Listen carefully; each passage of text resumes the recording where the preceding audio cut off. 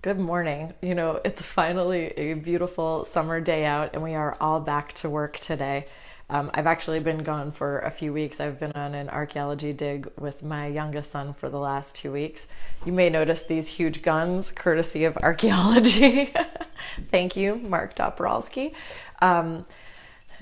So I just think it's so funny, but I'm really happy because I have a photo shoot today on a new listing that's coming on this weekend. And I was thinking about how important it is to have really good photos and photos that really show everything. And I was thinking about different things that as a buyer you may not think about that you can find out by looking at professional photos of a property. So one is most people obviously are looking for property on the internet. I know I've had more sight unseen offers from basically just the internet marketing and the photos and videos that I've done for properties. So it's so important to really get a good quality photographer to do good quality work for you.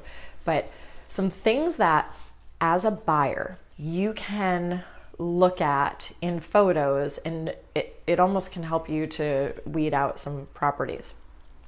Mostly drones, but also if people are doing the 360 or Matterport tours. So a Matterport tour is they basically like take this camera and they put it in the middle of the room and it shoots everything. It shoots 365 degrees, 360, whatever the number is, that's what it shoots. And you as the consumer can go and click on little areas and you really can look all around the rooms, the property, whatever. The good thing about this is it's very hard to hide defects on 360s. As far as I know, and I'm sure my photographer will correct me, they are not editing 360s, 365s, whatever it is. So if, I don't know, a big thing for me is baseboards, like the baseboard trim, like mine right here that I just repainted this weekend. That's a big thing for me. I feel like if you've got dirty, dingy, banged up baseboard trim, it's an indication that somebody is not taking care of their house. So I don't know, that might be a me thing. But so look at those 360 tours and really zoom in and pull them apart, because you're gonna find things that maybe when you're in the house you'd be like, oh, I don't, this house hasn't been maintained or whatever. Another thing are both drone issues or drone shots. So when you're looking at a drone shot or even you could do a Google Street View and see if that road, if you're not familiar with the road it's on and that road has a double yellow line, that road probably has a higher traffic count. That's a way to obviously manage traffic. So double yellow lines on the road, if you're looking for a quiet area or an area without a lot of traffic, you may want to reconsider that. Another thing for drones is you can look at the roof generally from a drone shot, and that could be a big ticket item. And if you see in the listing that this is an as is, where is sale, the buyer or the seller is not interested in negotiating on anything, and you see that the roof is junky from the drones, that's something that you can make a decision on before you even waste your time going out to see the house. So those are some really good reasons to get good photography, get good videography, and then also as a buyer or a consumer, use that. Now, as you guys may know, if you're following this on Facebook, I'm having some renovations done to my house, which I'm really happy with. But I did want to point out one thing that I would have done differently. Now, you may not have seen my house before this, and I don't know if I can, there we go. So hi baby. So my floors were done while I was gone. And then, here's the thing about renovating your house.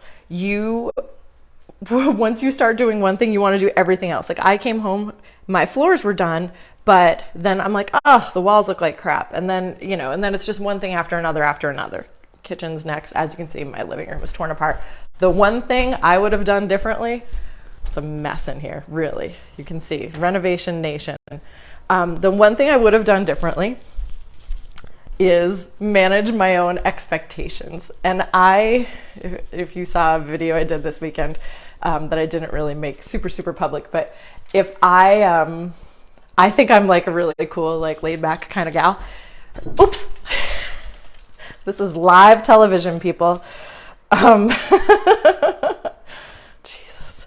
I think I'm a pretty cool laid back gal, My house is so full of dust right now. It's absolutely amazing. And that's one of the things that gives me a lot of stress or anxiety, whatever we want to call it. So I would have managed my own expectations and been ready to come back to basically living in a dust bowl. And that's what I've been doing since I got back from archaeology camp.